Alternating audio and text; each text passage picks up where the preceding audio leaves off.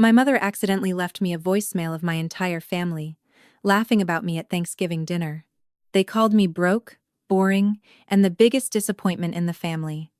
I heard my father say I had no ambition. I heard my sister say my apartment probably smelled like microwave soup and unpaid bills. Then I heard my mother laugh, softly, like she was trying not to sound cruel while being cruel. What they did not know was that I owned the house they were eating in, paid my sister's rent, and had been covering my parents' mortgage for 3 years. I did not say a word. I just waited until the next payment was due. Before I tell you what happened next, comment where you are watching from.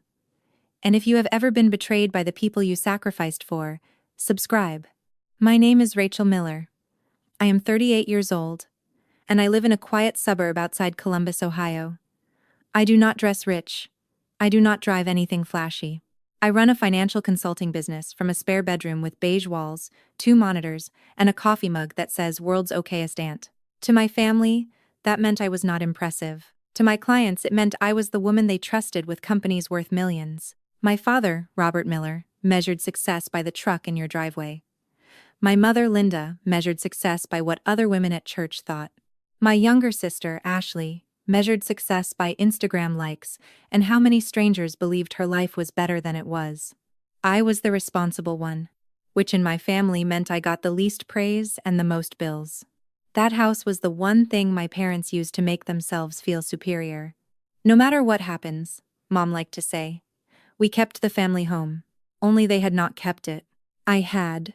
3 years earlier, my parents almost lost everything. Dad had missed 6 mortgage payments after his contracting business collapsed. Mom called me crying from the laundry room, whispering like the bank could hear her through the dryer. Rachel, your father cannot know I told you, she said. We are just behind temporarily. Temporarily meant foreclosure notices in a kitchen drawer. Ashley said she could not help because she was building her brand. She had 80,000 followers and $4 in savings. So I stepped in quietly. Through an LLC my attorney had set up for real estate investments. I bought the debt, restructured the payments, and stopped the foreclosure. I created a support account for Mom's medical bills after surgery. I also sent monthly rent money to Ashley's landlord when she called me sobbing about eviction. I told myself I was protecting the family, but what I was really protecting was their image. They never knew. Mom thought a bank program saved them. Dad thought he had negotiated better terms. Ashley thought her landlord had given her a creator discount, which was the most Ashley sentence I had ever heard. I let them believe it because I thought dignity mattered. Then Aunt Carol sent the video. It arrived the night before Thanksgiving, at 9:47 p.m., while I was reviewing a bakery expansion budget for a client in Dayton. My phone buzzed beside my keyboard. Aunt Carol had sent one message. Honey, I do not think they knew the phone was recording. Below it was a video file. I stared at it for a long moment. Then I pressed play. Then I heard my mother's voice. Rachel said she might come late tomorrow. She probably has another little spreadsheet emergency. Ashley laughed first. Please. Rachel has emergencies? She lives like a retired librarian with no retirement. Dad chuckled. Your sister never took risks. That is her problem. Always safe. Always boring. A cousin said, at least she is stable. Ashley snorted. Stable is what people call you when successful does not fit. The table laughed. I sat perfectly still. Then Mom said the sentence that changed something inside me. I love Rachel, but sometimes I wonder where we went wrong. Ashley has personality. Rachel just has bills and opinions. Bills and opinions. That was what my life became in my mother's mouth. Ashley leaned closer, not knowing the phone was still recording, and said, honestly, she is the biggest disappointment in the family. She acts like she is better than us, but she is probably broke. Dad did not defend me. Mom did not correct her. My father lifted his glass. Well, he said, some children make you proud, and some teach you patience. Everyone laughed again. I watched it once, then again, then a third time. By the end, I was not crying anymore. I was calm. That scared me more than the pain did. Because in my family, I had always cried first and fixed things second. That night, I did not cry first. I opened the folder on my desktop labeled Family Support. Inside were spreadsheets, contracts, proof of transfers, mortgage documents, rent receipts, medical reimbursements, and the operating agreement for Miller Ridge Holdings. My family thought I was sitting in a tiny office counting pennies. I was sitting on every document that kept their lives standing. I opened my banking portal. I canceled Ashley's rent transfer scheduled for December 1st. I stopped the mortgage support payment that flowed through the LLC. I paused Mom's medical reimbursement account. Then I emailed my attorney, Elaine Porter. One sentence. It is time to unwind all family support. Elaine replied 9 minutes later. I wondered when you would say that. That was when I realized she had been waiting for me to respect myself. Thanksgiving morning came gray and cold. Rain slid down my apartment windows in thin silver lines. I made coffee, put on a navy sweater, and drove to Maple Ridge Lane with 2 grocery store pies because I had stopped trying to earn love with homemade crust. Inside, Mom rushed toward me wearing a cream apron and her church smile. Rachel, finally, put the pies in the kitchen. Try not to mention work today. People want to relax. Happy Thanksgiving, Mom, I said. She kissed the air beside my cheek. Ashley walked in wearing cashmere and victory. Oh good, she said. The accountant has arrived. Did you bring a calculator in case we need to divide the rolls? A few relatives laughed. I smiled. No, I said. I brought pie. Dad glanced at me from the head of the table. You look tired. I slept fine. Then maybe stand up straight. There it was. The tiny correction. The reminder that I entered every family room already wrong. I folded my hands and looked at the polished wood. If tables could testify, that one would have screamed. Then Ashley turned to me. So, Rachel, she said, loud enough for everyone. Any exciting news? Or are we still doing beige walls and sad coffee mugs? I looked at her. Business is good, Dad smirked. Good is what people say when there is nothing to brag about. Mom gave me a pitying look. Your father just means we want more for you. No, I said softly. He means exactly what he said. The table quieted. Ashley rolled her eyes. Do not get sensitive. It is Thanksgiving. Sensitive. That word had followed me my whole life. They used it whenever I noticed cruelty accurately. I took a sip of water. I am not sensitive, I said. I am informed. Nobody knew what that meant. Not yet. After dinner, Mom sent me to the kitchen with dishes while Ashley posed for pictures by the fireplace. I stood at the sink, washing gravy from plates under hot water, watching my reflection in the dark window. Aunt Carol came beside me with a towel. I am sorry, she whispered. I did not ask for what. She knew. I sent it because you needed to hear them, she said. Not because I wanted to hurt you. I know. Aunt Carol touched my wrist. She would not want this for you. No, I said. She would not. That was only the beginning. On December 1st, Ashley called at 8:12 a.m. I let it ring once before answering. Did you mess with my rent? She snapped. My landlord says the payment did not come through. He said the arrangement ended. What arrangement, Rachel? The one paying your rent. Silence. You paid my rent? For 14 months. No. Impossible is building a luxury lifestyle on unpaid invoices and calling it independence. Because you called me the biggest disappointment in the family. You saw that? I heard everything. That was a joke. No, a joke is funny. I can when you never knew I was helping. The second call came from Mom 40 minutes later. Rachel, honey, Ashley is upset. I think there has been a misunderstanding. Several. She says you are claiming you paid her rent. I did pay it. Well, that was generous. But you should not hold kindness over family. I am not holding it over anyone. I stopped doing it. The timing was not mine. The voicemail was. What voicemail? The one where you said I had bills and opinions. Rachel, you know families tease. No, Mom. Families tease when everyone is laughing. That was a table full of people laughing at someone who was not there. I cannot believe you would punish us for one private conversation. Private cruelty is still cruelty. The third call came from Dad at 11:03. He did not say hello. He just said, "What did you do?" I leaned back in my chair. Nothing, Dad. I stopped doing everything. He went silent. For the first time in my life, my father had no speech prepared. Then he found one. You think money makes you powerful? No, I think truth does. What truth? The truth that you are 3 years behind on being grateful. You have no right to interfere with my mortgage. I did not interfere. I prevented foreclosure. That bank program did that. No, Dad. Miller Ridge Holdings did. The LLC that purchased your mortgage debt when you were 6 payments behind. You bought our house? No. I bought the debt. Then, when you defaulted again last year, the LLC took legal control under the restructuring agreement you signed without reading. That is my house. It was Grandma Ruth's house before it was yours. And you almost lost it because pride was more important than paperwork. Then I hung up. Elaine called. Your father contacted First Buckeye Bank, she said. He asked whether he could refinance around Miller Ridge Holdings. He cannot. He also asked whether he could remove you from any property connection. No. But Rachel, there is something else. Elaine's voice sharpened. Your sister called the county recorder's office asking how to challenge an LLC transfer.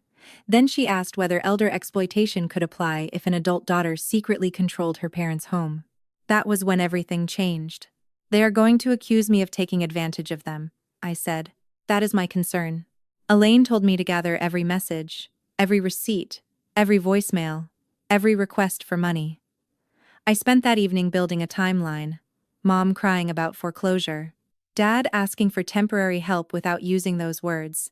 Ashley sending me her landlord's email. Screenshots, bank confirmations, medical bills.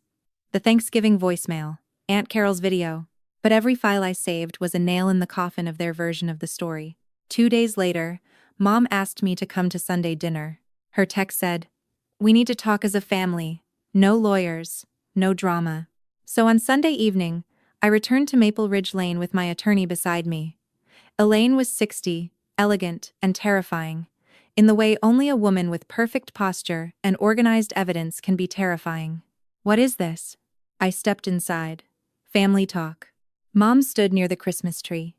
Ashley sat on the couch with red eyes and a performance blanket wrapped around her shoulders.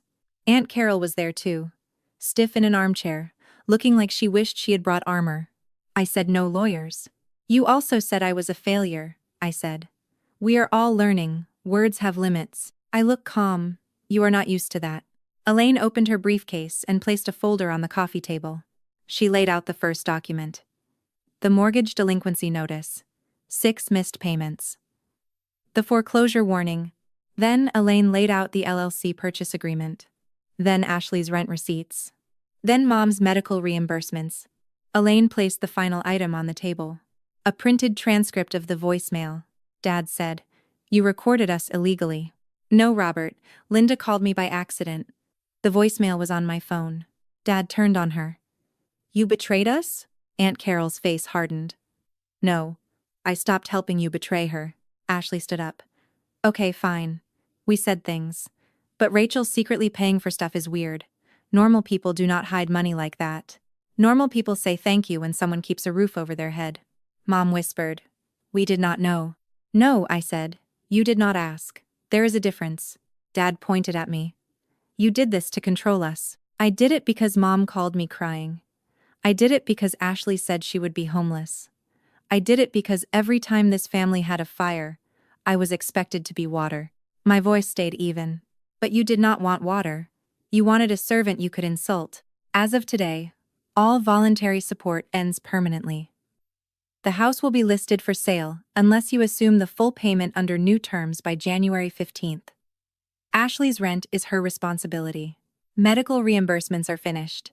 And any public accusation against me will be answered with the full timeline. You would expose your own family? No, I said. I would correct a lie. Dad laughed bitterly. You think you can walk in here and take everything? I am not taking anything. I am done replacing what you keep losing. Rachel, she whispered. I am your mother. I know. That is why this took 38 years. The next month was ugly. They did not apologize. Not at first. Dad tried to get a loan against the house. 3 lenders declined after seeing the legal structure. Then he tried to tell relatives I had tricked him. Elaine sent 1 letter with documentation. The story died fast. Mom tried church. But karma did not arrive like lightning. It arrived like bills. Ona be ona. Ashley moved out of her luxury apartment and into a smaller place 20 minutes farther from downtown. She sold the white SUV and posted a tearful video about simplifying her life. She did not mention that simplifying was what happened when nobody else paid. And the family home, the sacred symbol of Robert Miller's success, sat under a payment deadline he could not shout his way out of. On January 15th, Dad failed to assume the terms. Elaine filed the sale notice. "You really going to sell my house?"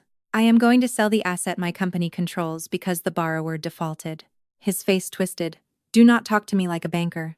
Then do not treat me like one, only when you need money." "I did not know you were helping."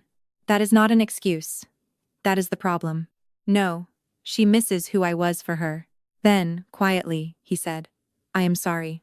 The house sold in March to a retired nurse named Dana Williams, who wanted to turn it into a small recovery home for women leaving medical debt and bad marriages behind.